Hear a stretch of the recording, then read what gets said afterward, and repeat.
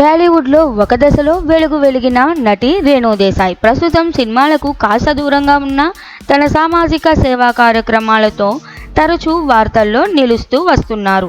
గతంలో బద్రీ, జానీ వంటి సినిమాల్లో నటించి ప్రేక్షకులను ఆకట్టుకున్న రేణు 2023లో రవితేజ హీరోగా నటించిన టైగర్ నాగేశ్వరరావు మూవీతో రీ ఎంట్రీ ఇచ్చారు.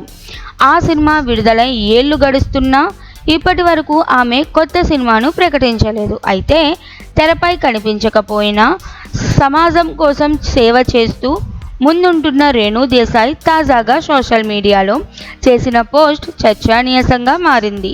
ఇన్స్టాగ్రామ్ స్టోరీలో ఆమె ఇలా రాసుకొచ్చారు: విజయవాడలో ఉన్న నా మంచి ప్రజలారా, దయచేసి నన్ను నమ్మి సహాయం చేయండి. రవి గారికి విరాళం ఇవ్వండి. మీరు నా NGOకి విరాళం ఇవ్వకపోయినా పర్వాలేదు, కానీ దయచేసి జంతు సంఘానికి ఖచ్చితంగా విరాళం ఇవ్వండి అని దండం పెట్టే ఎమోజీతో సహా షేర్ చేశారు. జంతు హక్కుల కోసం, మూగజీవాల రక్షణ కోసం రేణు చేస్తున్న పోరాటం కొత్త కాదు.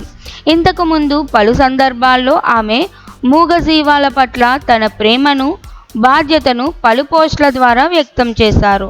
తాజాగా రవి అనే వ్యక్తి పేరు ప్రస్తావించడంతో ఆ జంతు సంఘం కష్టాల్లో ఉన్నట్లు తెలుస్తోంది.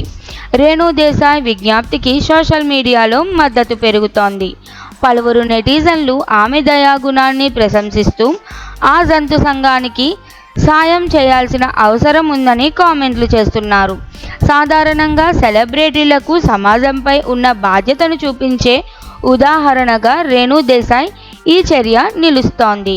హీరోయిన్గా మాత్రమే కాకుండా హ్యూమనిటేరియన్గా కూడా ఆమెను అభిమానులు గుర్తుంచుకుంటున్నారంటే కారణం ఇదే.